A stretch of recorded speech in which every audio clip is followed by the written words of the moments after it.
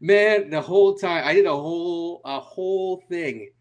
I did a whole intro and I was on mute. That sucks. Welcome is basketball rewind. It's getting here. That's how you know it's a late West Coast game.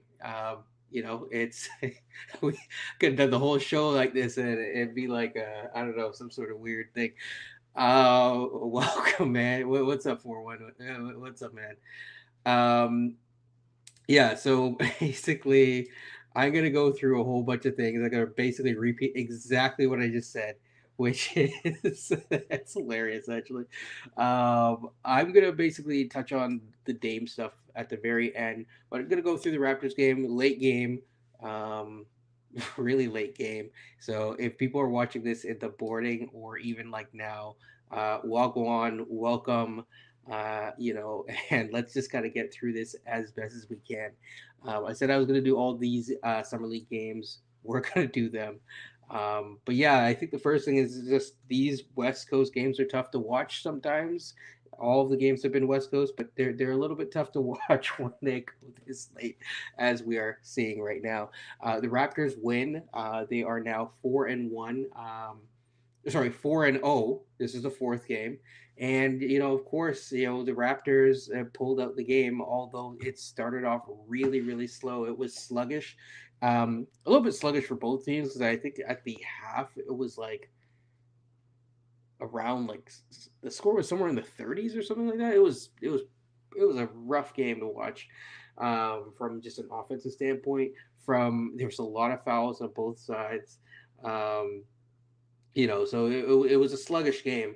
But then, again, and I'd say at the second half of especially for the Raptors started off really slow, really sluggish, had trouble keeping up, had trouble maintaining their offense.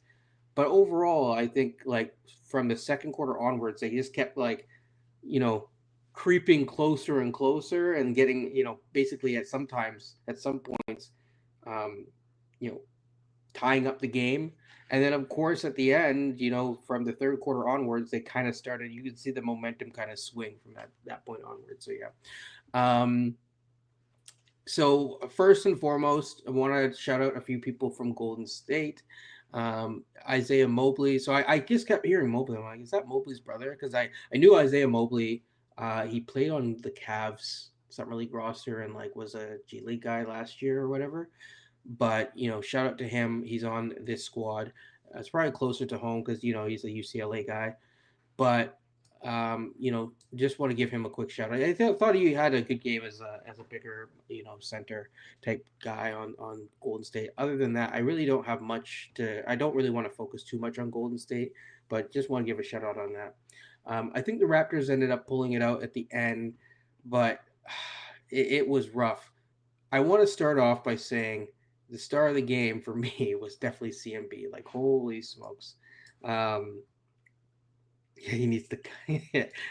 No comment. No comment on this. Uh, what was I say? Yeah, I think CMB. I think he got what the first 3 points or the first three field goals that the Raptors had. Like it started off rough. He ended up actually having a really nice game. 20 points on 13 shots. Was 8 of 13. Continued on as 1 of 3 from deep, which is fine. I mean, if you're doing that, then people have to guard you at some point. It got to the line 4 times. Nine rebounds. Honestly, the craziest thing about his rebounding was the offensive rebounds. Like he just like he was getting one-handed, but like because of his wingspan and the way that he like just like snatches the ball, like he was able to just secure rebounds like a menace. It's just the only way that I can really describe it. Had a couple, assists. He actually should have had more assists. There was one assist in the first quarter to Castleton, where he just like fed it to Castleton away, like beautifully, honestly. And Castleton butterfingered it, and just that was that. He hit, I believe, one of his assists was to battle out on the perimeter as well. So, yeah, um, he's the Scotty Barnes that should be the. Yeah, I mean, his handle definitely needs to improve, but I think just in terms of his ability to, um, to see the floor really well, and he gets so okay. I'm not gonna focus too much on the main squad, but one thing that like the entirety of the main squad struggled with is like, hey, feed the hot hand, get the ball to where it needs to go.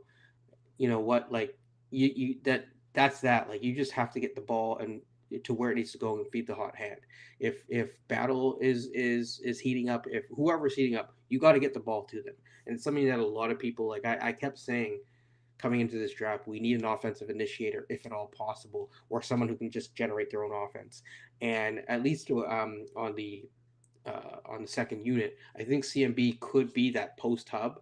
Now, I still don't think that they use him enough at the post hub. But the crazy thing is that they don't really run a whole bunch of like half court sets for this specific summer league squad by comparison to like some of the other ones that you see across the league. I will look at the standings at the end, but yeah. So like to me, I'm looking across the different like you know whatever. They don't really run a lot of plays, and most of their plays are out on the perimeter to get open threes. Which, by the way, shocker, like the Raptors were terrible at shooting threes today. But with all that, like he was able to get like 6 of his 9 boards, CMB that is, were offensive boards, and he just crushed it. He also had 4 steals. I'm not going to say stocks because he had no blocks, but he didn't need no he didn't need any blocks because he was just getting steals all the time.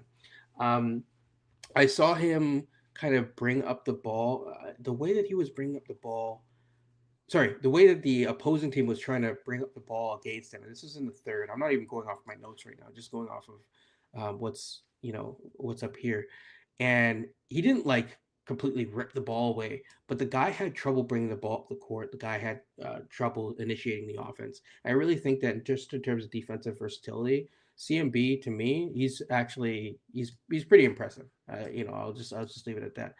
Who's number 18 on the Raptors? That is a good question. I can tell you in just 1 second because it's uh, Jarkel Joyner. Sorry if I'm mispronouncing that name. Um, yeah, he had a good cardio run in 1 minute. Got a good run in, and he joined the team and went from there. Yeah. Um, yeah, I mean he had a, he has points per possession of 1 for the single possession that he had, which is good. So that's a good that's a good start. Just in terms of the point guards in general, they were bad. The guard play was just abysmal, honestly. Jacoby Walter at one point was he was actually zero. I think it was in the third quarter. He was 0 for 7, and then he hit one. It was actually a nice one. He ended up the game like 1 for 11. He did get to the line 4 or 5 times. Like I said, this is an ugly, ugly, ugly game. But here's the thing about CMB, or sorry, about Walter. See, told you it's late. Here's the thing about Walter is I noticed a few things. Number one, he stayed aggressive. His defense was still there, just like everything else. I mean, if nothing else is going on in a game where it's like the 80 score of 81 to 69, the defense was there. But and I do like the fact that he didn't give up. There's one thing that I noticed about it, and I compared him to a player, and I'm going to stick with this comparison actually. He struggles with self creation, and I think he can get better at self creation with time. I guess is actually here. I'm going to bring him up in just a second, but he struggled with self creation, and it's something that I want him to work on. I was actually talking to Beyond, which if you've been like fans of this channel for a bit, him and I have discussed this. Like you want Walter to actually take not 9 shots, not 9 3-point shots. I get that like this offense is predicated on that, but you want to see what his self-created reps look like. What does that look like? What does him in the mid-range look like? We need to figure it out at some point. So, um, hey, like it's not really an indictment on him, at least right now. I think it's more of an indictment on the coaching philosophy. I think that we have some zealots, and I think we need to get away from that coaching philosophy and have a more varied offensive look. Um, there was a lot of perimeter play and the guards passing to each other, and I think that you need to change it up with inside out play. Indiana in the postseason they actually learned that. So yeah, a few other things just really quickly. Yeah, the defense, in my opinion, started to show started to show frayed edges. Um, so yeah, there was that. Uh, this defensive style, I know some people think that I don't think that this is a sustainable type of thing. And then yeah, like they started in the second, they started like slowing down, the Golden State Warriors, and but they themselves still struggle to produce consistently good looks in offense. So thank goodness for CMB. Shout out to him. Really, really, really quick before I bring Alum up is Shed. Bad pass early on. I know everyone's going to talk about bad pass. I'm calling them chompers, by the way. So yeah, stamp it. But um, he had a bad pass early on to reset it. I think it was to Chomp Cheat then. He did hook up Chomp Cheat later on by this is in the third with a dump off pass in transition. So he did redeem himself, but he himself as well, just like Walter, was one of nine. So again, start it. If you can't get, you know what this reminds me of? I'm gonna bring along. Uh, I'm gonna bring him up right now. This What's going reminds me. on, bro? Hey, not much. This reminds me of the Rockets. I don't know if you remember the Rockets a couple years ago with James Harden, where of course they couldn't buy a bucket and they wouldn't go inside and they had No. mid-range game and CP3, their only mid-range threat, was out and they just couldn't generate offense and they lost. They were up, they had it. This is against the Warriors. The spirit of Daryl Morey was living through them on the court. It was disgusting. Yeah, it was bad. Oh man. Choppers needs to. You know what, man? It's too easy. You need to make it tough for them. You need to make it tough for them. But no, I agree. Okay, just a few more things. CMB pure energy. I saw him huffing and puffing. No, I know the hamstring isn't it, or no, was it hamstring? Abductor. Abductor, yeah. Yeah. Was it abductor or adductor? I think it was adductor. I thought it That was abductor. sounds Yeah. right. I mean, both are a thing, so I just can't Right. remember Yeah, which yeah, one yeah. is his. But yeah, so clearly he's working on getting his conditioning back for sure. So um, I'm not worried about him when it comes to stuff like that.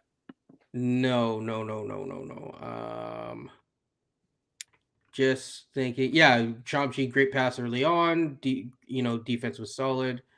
Um, you know, he's still like getting there, but I mean, I don't have much else to. I don't want this to be like an hour long. Like, let's break down every single play of Chomp Cheese.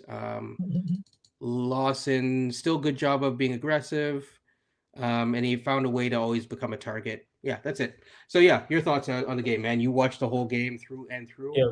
You were a little bit more awake than I was. So your thoughts, and also let's plug your channel. Plug Oh it hell away, yeah. man. Okay. I'm gonna throw the link in the chat at some point. But my channel is called Toronto Hoop Talk. We do a lot of watch alongs there. You get a lot of amazing analysis on channels like this. My channel is more so just a hangout. So you come there. Uh, It's fun time. we are damn okay. They're saying in the chat it was the abductor. Never mind. But yeah, you just get a lot of good time, a lot of good times, good vibes. We're just there to hang out. Ball gets talked though. In terms of watching the game, uh, the first 19 minutes were really rough. So the last minute of the second Yes. quarter is where things really picked up. I think it was 37-30 at the 1 minute mark of the second quarter. And then from that point onwards, up until the end of the third, I think the Warriors only scored like 16 points. So kind of mirroring the game before that, where the Raptors went on a 19-0 run in the third. The Raptors kicked ass. Okay. Absolutely I have kicked the ass in official. the third It quarter. was an adductor, left adductor strain. Whoa, okay. OG Burner, you lied. You I'm lied to the sorry. I'm people. sorry, Harleen. I got you. I had to look it up. Bro, you lied to the people. Yeah, I'm just bugging you, but yeah, no, I mean, I agree with you. The beginning of the game was just very slow. I think as I said, it was sluggish, and it was a tough watch, honestly. And I kept like looking at the time, and then all of a sudden it like picked up a little bit energy wise. It was nice to see CMB, honestly. It was kind of interesting to see because I saw this kind of game from them for the first time in the last game. Mm. And then I realized I'm like, hey, did we just see the summer league equivalent of a really good team not taking the game seriously until they have to? And then they did it again today. So it's like I think they maybe have that like air of superiority where like they're the one seed, they have the highest point differential. Now, big part of that is the ass whooping they handed out in game one, but um, I think they know what they're capable of when they get things rolling, and I think they think in. I'm not surprised. I would not be surprised if they feel like in this tournament that when we finally catch our rhythm, we're going to smoke teams. Because again, 19-0 run in the third quarter of the last game. In the third quarter of this game, there was not any one run that was like that, but they kind of had a similar impact. Because again, it was a 7-point Warriors lead with 1 minute to go in the second. And then at some point in the third, I think it was like a 15-point game. So you're talking about a 22-point run in some kind of 8-9 minute stretch. Like, when this team gets the defensive intensity going and they get their feet moving and they play with some intensity, summer league teams can't keep up because you're going up against teams that have no chemistry, no togetherness. And in this kind of a setting, grifting is going to work. And the Raptors, for a long time have been king grifters. So, it worked out today. It's probably going to work out in the rest of the games. It was good to see CMB play like he did. I think he did, like, he got a lot of very fundamental baskets, like just chilling in the dunker spot, being ready for when the point guard makes a play, and dunking the ball down. Like a good 8 or 9 of his points, you can just chalk up to very simple, doing very simple things right. I think did he make two threes today or one three? Just one, just one. He's 1 for 3 in each of the games. Or the last game he was 1 for 2. So either way, he's improved. He's improved within the Consistency. yeah. So yeah, I mean, like it was just good to see him step up in a game where things weren't going right. Because again, like when you talk about a player that's so young, like with Chomche, a part of the story is tentativeness. Yeah. Just good to not see tentativeness from CMB. To see us carried by two rookies, it's good for them, and if anything, a bit of an indictment on like the Jacobys and Sheds of the world. But I mean, all things considered, like you're not going to complain too much about a game where they ended up running away with it. Again, I think we've talked about this during my watch alongs a lot about how I think Jacoby is cementing himself as a role player in the summer league. Like this would be the platform for him to show if there was anything greater than that in his game. And Yeah. I don't say that to slight him or to make out that he's like I think that can come across like a bigger statement than I intended to be. I just literally mean that like probably not going to be a ball dominant player or a high usage player, but there's a lot of value in players like that. And that's just his role is taking shape the more I see him play in these kind of situations.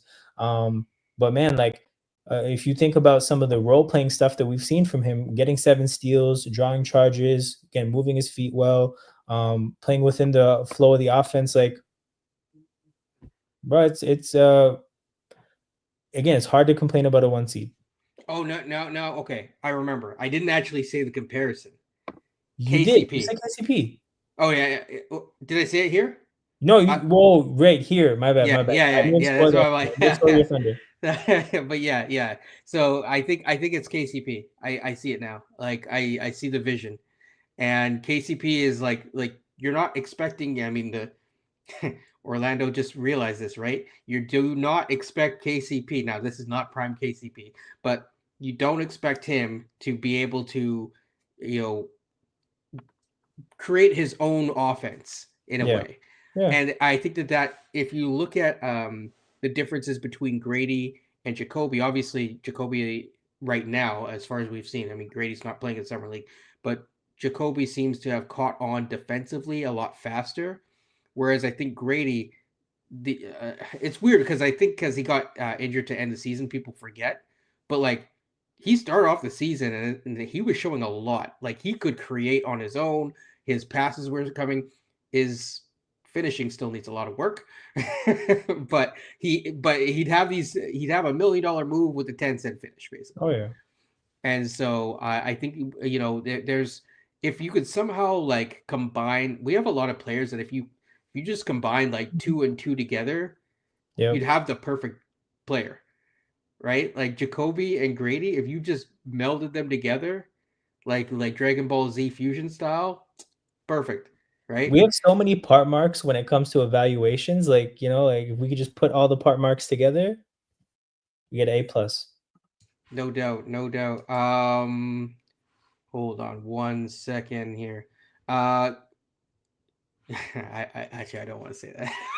I was gonna ask you about Castleton, but I think that's the Oh, bro, no. We don't this gotta is do this that. is I'm not the person for that. Like, Yeah. respect to Colin Castleton, the human being, right? Yes. When it comes to the basketball player, though, I'm fed up. It's not looking good. It's Bro, not he's looking good. older than RJ Barrett. This this fall from grace reminds me of okay. Is it better or worse than the fall from grace that we saw with Freddie Gillespie? Um, okay. It's not as notable because Gillespie was a meme because literally we didn't have a center and then we magically spawned one who that wore True. like a random number in the 50s, right? So like Gillespie had more of a spotlight. Colin Castleton has no spotlight. I think the thing that makes it so aggravating is that like when Chomche has minutes, good or bad, you feel like he's a player that's benefiting from the opportunity. True. Um, but when it comes to Castleton, you just think like again, this man is older than RJ Barrett. I mean, I Is have he actually? Yes, he's older than RJ Oh Barrett by man. like a matter of months, right? But literally the only players older than him on the team are Ochai, Quickly, Sandro, BI, Jakob, and Garrett Temple. This is an old This man. reminds me of what we saw Scal like a couple games ago, and I was like, oh damn, like Scal's still he's still hanging around. But yeah, No, it's yeah, terrible. So like when I see Colin Castleton play, like he might do a thing every now and then, but I have no faith that he's going to develop into anything. And every time I see him on the court, I just see wasted opportunities to develop Chomche. So I mean, yeah, that's the particularly aggravating part. And if he somehow, some way gets the 15th spot on some Bruno Fernando shit, I will be pissed off. That that is AJ Lawson's spot. yeah, yeah. I mean, yeah. I'll just say that. I mean, AJ Lawson's interesting because he does have. I'm lower on his creation, but he's performed, and like I said, he becomes a target in the right way that allows him to thrive. the The challenge that I have is just again one of minutes because Yeah. I don't know how that minutes distribution kind of ends up, but we don't have to go through that today. Um, because I think there's enough of that discussion on Twitter and stuff. But yeah, I just think in just in general, I it's Okay, realistically, we're probably gonna cut both and keep an open roster spot because we've done that yeah. before. We like having an open roster spot to cycle in 10 days. Well, We also might want the open roster spot to save money. So even when we do sign somebody for the true. season, it's less than the minimum because it's like like 3 quarters of the season left. We might want to keep that roster spot to accommodate a trade. Like realistically, you're right. Like, what are we gonna do with again? Because AJ Lawson also, by the way, Well, not what's particularly. his guarantee date? That's the real question, right? Oh, his guarantee date, I believe, is the beginning of the year. But the thing with AJ Lawson, we're talking about how old Colin Castleton is. AJ Lawson is the same age. Like he's just a few months younger than RJ Barrett. But like we're talking about two guys fighting for Right. spots that are as old as RJ Barrett. Like realistic, like Lawson is cool, but like we said, there's a minutes log jam at that part of the team. Yeah. Um, and again, when you put AJ Lawson on the court, you're essentially taking away minutes from what Grady and Jacoby. So it's the Yeah. same kind of a thing where it's not even just giving minutes to Lawson, but it's a declaration that Grady slash Jacoby are not worthy of more minutes, which is a much bigger statement to make because you're essentially saying like, hey, we would rather play this undrafted Brampton man than our 13th and 18th overall picks. Like that's for basketball reasons aside, a Yeah. team might not do that because of what it says about their picks. So realistically, Lawson's a great story. And as a person from Brampton, of course, I would like to see a Brampton man scoring 30 points on the Raptors. But like, like we're not it's taking us nowhere. So feel good If it story. was It's a lot of Tristan fun. Thompson, would you feel the same way? Um, I feel like he doesn't count, you Okay, know? fair enough. I Fair feel enough. like if you Say spend less. a certain amount of time in Hollywood, then that becomes your identity and it washes away like wherever you came from, in my personal opinion. Yeah, I mean, I want him to succeed. I think he's an NBA player. It's just like again, at Yes. some point, I think that there's a are you doing what's right by the guy? I mean, we saw this with Jeff Doughton, and I feel Yeah. it feels like we're headed down that route where it's like, okay, are you gonna make a decision on the guy and at least let him try to find his way to like an actual spot somewhere where he's actually gonna play? I don't know. Like right now, he's gonna be fighting for minutes with Ochai, basically. That's actually another name that I haven't even been considering, like, I know no because one, no everyone forgets about Ochai. he It's fell just like off the face of the planet. Like he got hurt, right? I don't think so. Did he not get hurt down the stretch, or did I just stop watching Raptors games? I don't One think or the so other. actually. No, because okay, He here's did get the hurt at one point. I do know that, but like I don't think he but, was. yo, but also, right? The thing is, like, first impressions are powerful, right? Hold on, And let me his first just. impression as a Raptor just wasn't great. And I think he got his shit together last year. But all I remember is guys in my chat were calling him Shanghai Agbaji, and I just feel like that stuck spiritually. Like that's how I Oh, understand that player. he played. Did he? Okay, sorry. Is this the last? Yeah, yeah. So he played. He got injured, but he played like the last like few games. Like of like the last like 7 games, he played like four of them or something like that. He even had like Yeah, 14 points in the last game, and like he was like 9 of 12 the game before that. But like the fact that you don't even remember this dude is not great. Um, but like yeah, like and it's not me trying to like beat up on Ochai. I'm just like to the point is there's just not a lot of minutes to be had, remaining, especially if you're gonna prioritize like the other guys. But hey, um, what else was I going to say? Sorry, I have some notes here just to kind of keep myself organized at like yo, 1:17 in the morning. we have such different like game watching experiences. You're taking notes. I'm playing Ultimate Grids. Hey man, you It's have the good best balance. experience. You have It's the good best balance, to experience. be honest. Um well okay, now okay. I don't really have much more else to add about this summer league experience. I think it's been a very complete experience. I really don't think that we have to live this on for too much longer. So what I would say is we should probably look at the standings of summer league. Oh, hell yes. The number 1 seed. We OKC was a 1 seed for a minute, and I'm sure they were looking forward to that, but we knocked them off their perch. We are now the 1 seed. Um, I think That they is asked not a CMB about flattering photo of. It looks like Ron Holland on the NBA app. But damn. sorry, you were saying. Um, Nah, I think they asked CMB about the summer league championship rings, and he gave like a very aura farming answer. He was like, "Man, not worried about rings. I'm worried about winning games." And I was like, "Oh, we're I like making a it. lot out of summer league. This is dope." I like it. We have the biggest point differential and at 15.8, and yeah, we're 4-0, so we are number one. Behind us is OKC, who I think are sneaky. They're very sneaky, actually. Um, I don't know if we are the best team in summer league. I know some people will definitely fight me on that, but hey, it is what it is. I'll give you a good example, right? Timberwolves are actually a very dangerous team. They have Rob Dillingham. I can't remember if they have Terrence Shannon. They do. Okay, yeah. So Yeah. there was that, and then they also have another Canadian in Leonard Miller. They also have the French guy they drafted as well, right? The center? Uh, uh, that's the Kings. That's the Kings.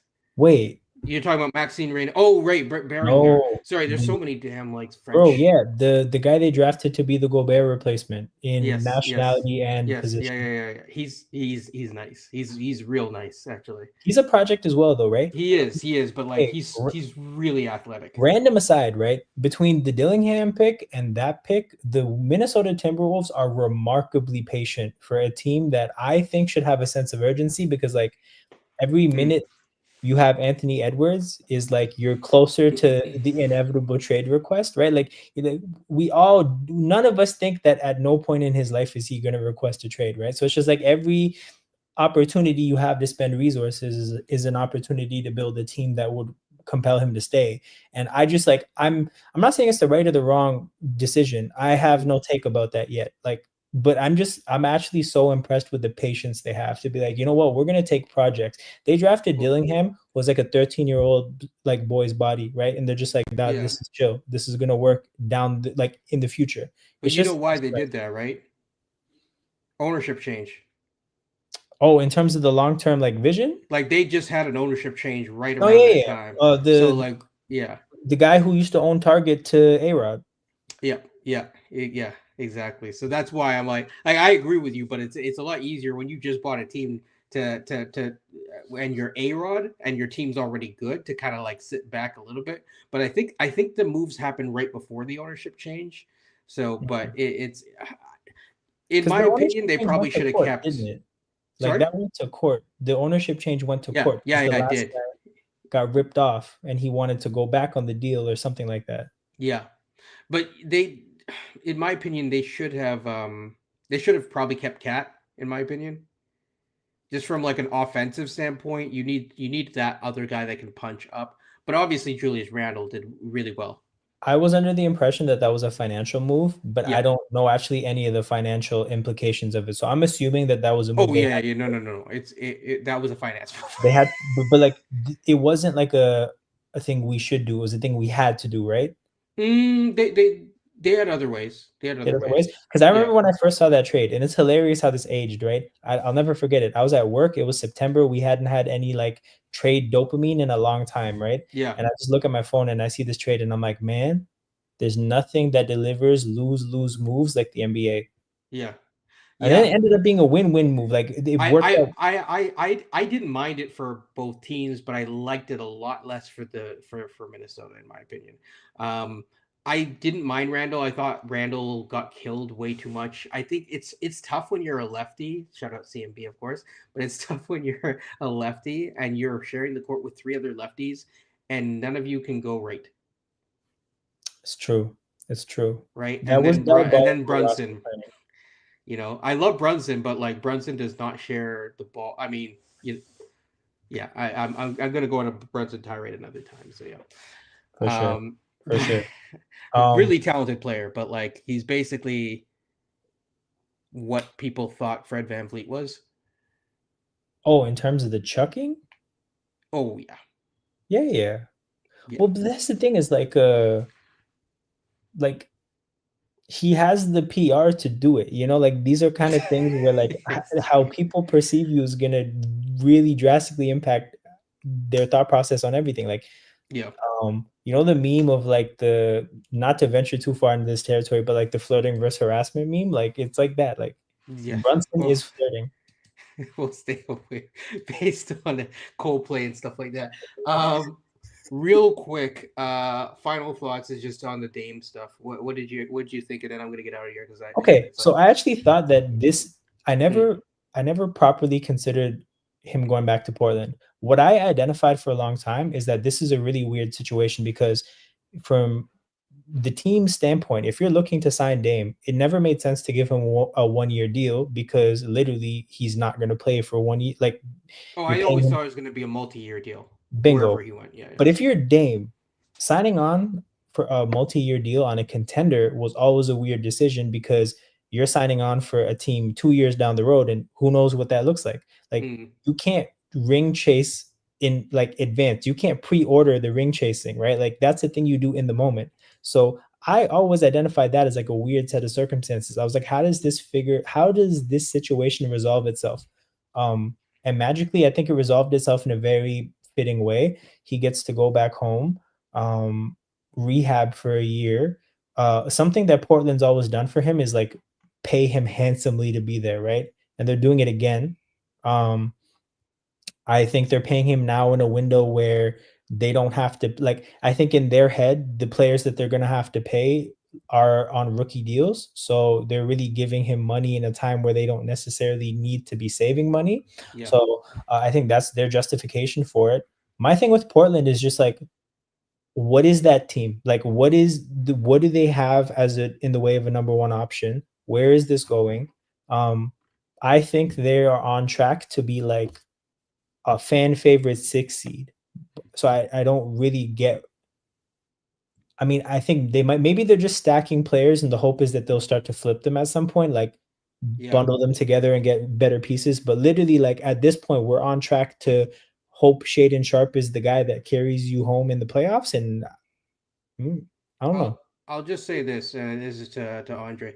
Uh, from a financial standpoint, it is, but the problem is he has no trade clause, so he ain't going nowhere.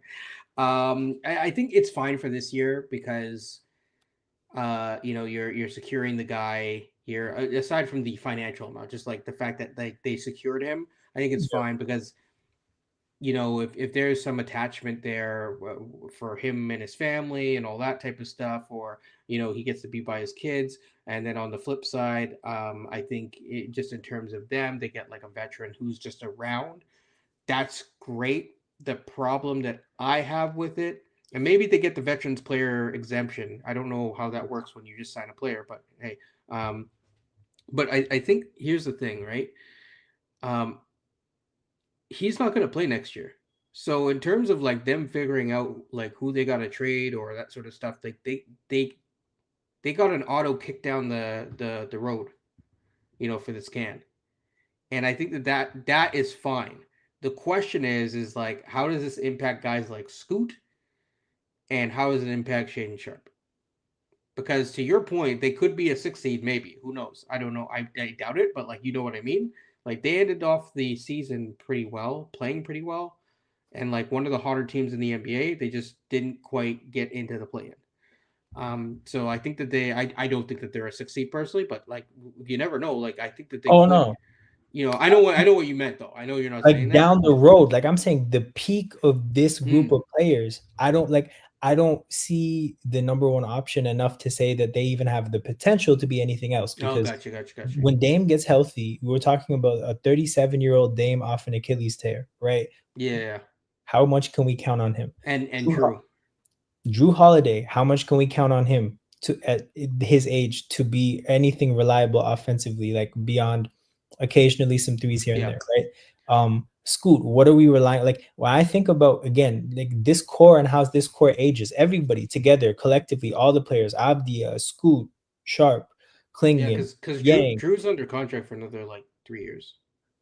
right. So all you put all these players together, you envision how they could grow and develop. I'm saying at it, this roster's peak is a 6 seed. So Yeah, like, w- is the hope to one day see enough potential in the group to you can maybe take I Shaden and Klingon and 5 first round picks and go get a superstar? Like, what is the vision? I I just think the thing is they're looking at Shaden as is he or isn't he like a number one guy, and like part of it has been injuries and stuff like that. yeah. So like they're probably banking on that, and then obviously like between him and Scoot, like whichever one doesn't pan out, you make the evaluation this year, right? Because you're running like next year, you got to pay Shane Sharp. Yep. So you gotta figure out what you have. Advia, I like him. Like they have some pieces that I like, and I think that they made the right move letting Aiton walk and just buying him out. But yeah. Like overall, it's an interesting move. I don't know what to make of it fully, but it's an interesting move. I don't hate it either. Like I like the legacy play side of things, right? Like, Oh, it's kind of a he's cementing his god status in Portland. Um, yes, and also for them, like, because the last time that those two parties were together, it was like them locking him out of the of the facilities and stuff like that, right? Like that's not a good look. Yeah, you did some repairing here with this move. But yeah, Yep. like if you think about their offseason, right? Like what did they functionally do? They're hoping for some addition by subtraction with Aiden, I'm assuming, like in their head. Um, but really what they did is they added Drew Holiday and Damian Lillard. Like that's a push for veterans that you normally see when a team is looking to make a jump. So in my Yeah. head, I'm thinking about the front office and what they might see in this team that warrants making those type of moves. I just I don't get it. Um, Yeah. but you know what? Like This I mean, next year for them is going to be interesting. sometimes you also just have to like take a step back and realize like not like different teams in the NBA have different roles in the ecosystem, and Portland's role in the ecosystem is not to be a championship contender. So like I don't know, like uh, they might be a fun team to watch for locals, like maybe. Well, I mean, to be honest, with the way that the NBA is going, I don't want to go and touch too much on my Sunday show, but the NBA is being shifted more into a business. It's Mhm. always been a business, but it's Yeah. shifting more towards that in terms of the ownership groups that are buying into this. Yep. And so I think you're going to see this more and more where it's like, we're going to run, we don't care about having the product in a way where we're trying to, the ultimate goal is to win a championship. We're not going to go spend $1 billion to go win a championship, Mhm. but we're going to spend just enough to make this competitive and like, get, flip between playoff and play in team. And we can make a lot of money doing that. Mhm. So, yeah. No, Um, absolutely. Like I think the kind of wealth that's buying into the NBA is the kind of wealth that only gets accumulated off the back of like hyper efficient systems. So I yeah. think these organizations are looking to become hyper efficient systems. Well, And did you see the recent thing? It was the they basically, the report was the owners don't know how they feel about expansion because they don't want to share too much of the new. break the pie down even smaller pieces. No, yeah, like these expansion teams have to legitimately make a serious pitch for like why does it make what do you add to our business that warrants us having less of a stake into all of this, right? I can envision what Vegas might bring to the NBA as a market, right? Yeah, I look at Seattle and sometimes I'm like, yo, honestly, the Sonics jerseys are cool. What else do you add? I do think, maybe I'm selfish in saying this, that Vancouver would be a better market, but I understand why they would historically want to go back to Seattle. Oh, I get that part for sure. When it comes to Vancouver, I wonder how much they feel like another Canadian team would infringe on what's already been built with the Raptors. Well, from a Raptor standpoint, they may not like it, but in terms of like, could it be successful? I think it could be, and also it balances certain things out. You could also, So even just from a marketing standpoint, you could have that Canadian series each year. right. What I'm wondering though is that like if the NBA looks at it, like, is there like a net? Is there like would you have to look at it like, okay, what does Vancouver add? And then in terms of what they add, how much is then lost from the Raptors? Like in terms of like whatever, like because Hmm. right now they market Toronto as Canada's team. And like to a certain extent that's worked. So Yes. if Vancouver becomes its own thing, what happens to it, does that lessen Toronto's thing at all? And then if so, what's the net? And can a market that's unrelated to anything to relate like Right. anything Canada related, is that more of a net gain? But I also, Yeah. hold on, purely from a selfish standpoint, I've long felt that like I don't want another Canadian team because like if the next LeBron James is from Kamloops, right? I'm trying to see him want to play for the Kelly Raptors. Olynyk. I want as much territory to be covered into, like Yeah. yeah. I mean, here's the thing, and actually Andre got into it, but yeah, like the demographics in Toronto Yeah. are very different than the demographics on the West Coast. Yeah, And absolutely. the demographics on the West Coast can tap into that other demographic that is much bigger and much broader. So the real question is, how much is it worth it to tap into that? Yeah. And that's a very expensive mark. You remember the other day? We don't need to get into it, but the other day when Daryl Morey made the comments and people were like, "Yo, slow up," like, "Yo, you are messing with the pockets, Too man." much dip on your chip, Daryl. Yeah. Win a championship and then feel like you can pipe up. Yes, yes. So, Yo, oh my God. You know what's crazy? In my StreamYard, I have Daryl Morey as a liar on the James Harden, like with mm, the bottle service. I have that mm. loaded in my StreamYard. Fuck. Well, I'll say one other thing. That's funny though. Uh, right, Adam Silver. He did mention Vancouver. He interestingly though mentioned he has mentioned Montreal more often, which is odd. I find that very odd because I feel like the French media would not be favorable to the general NBA player. But who knows? Je ne sais quoi. Uh, but it's really the most interesting, and I think he's backed away from this, is trying to go to Mexico City. Now, I understand from just like the sheer amount of people there, but it just seems like a logistical nightmare. I'll just leave it at that.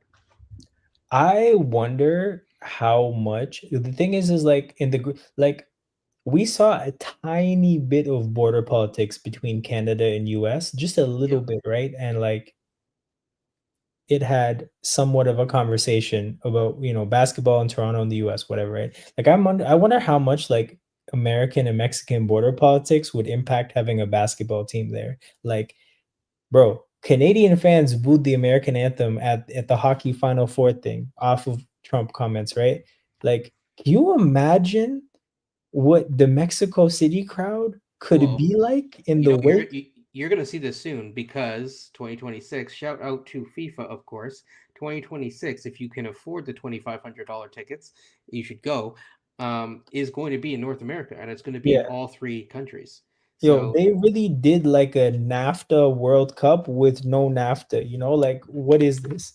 yeah, they did it with the wrong timeline too, but We thought we were all gonna be friends forever. they did, but yeah, I mean, we will see. Mexico City. I don't remember. I don't remember. I thought it was New Mexico City. Damn. Okay. But Very I close. have to double check on that, but I'm pretty sure Fucking it's New Mexico City. Albuquerque. Uh, Um, but yeah, no, I think that sounds very much like a rumor that I've heard, but I don't know if that's actually happened. oh, what do you know? Yeah, it is actually like it's called the Capitanes. Capitans. Yeah, cool, cool, cool. But yeah. So I would love you to plug your stuff. Welcome, Cool Cat. Oh And yeah. then I'm gonna get out of here because it's time for me to go to bed. Yo, okay. I was trying to drop the link in the chat. I think links may be banned in YouTube chats, so No, perhaps no, no. that's why. Just send it into private chat, and I'll share it for you. Oh, true. Okay, that's I a good got you. idea. I got you. I got you. But yeah, people, I have a channel. It's called Toronto Hoop Talk. We have a lot of fun there. Kenyon's there sometimes. Um, I do a lot of watch alongs. I'm going to be doing WNBA stuff over the course of the months before, up until like from now until the regular season. We're going to obviously do a lot of tempo stuff once the tempo kicks off. You basically Uh, watch every single game, more or less. Um, yeah, every single Raptors game and some of as the long as playoffs. as long as my spirit is in it, right? Like these last couple of years have been trying. Like I feel like I would be on like 550 subs if the Raptors were good, right? But I just have not had it in me the last couple of years. But yeah, the goal is to do watch alongs for as many Raptors games as possible. Again, like that's the main thing for my platform. Like I occasionally do streams here and there like this where we talk about subjects, but a lot of the times, bro, I just hang out to watch basketball. Um Kenyon just dropped the link in the chat.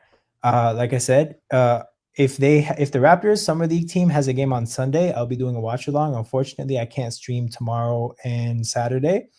But yeah, beyond that, WNBA watch alongs throughout the summer, and then Raptor stuff in September, and then tempo stuff and any FIBA and Olympic stuff as well. So that's where I'm at. Appreciate you, Kenyon. Finally on the channel. Been a long time coming. Real shit. Probably like 2 years in the making. Yeah, no Um, doubt. and yeah, We, I'll see we this community around for sure. Yeah, we will definitely have you back. See, there you go. Andre just subbed. Definitely, if you want to watch logs and stuff like that, it's a really good community that he's fostered there. And then, yeah, I mean, other than that, oh, by the way, oh, actually, no, never mind. That was 2 days ago. So, I will say tomorrow, WNBA All Star. So people check that out. And I think that tomorrow is going to be a little bit cooler, but what I was going to say is that in general, people stay safe, please. Stay Yeah. hydrated because it is summer, and I am like dehydrated myself right now. And yeah, take care, everyone, and peace.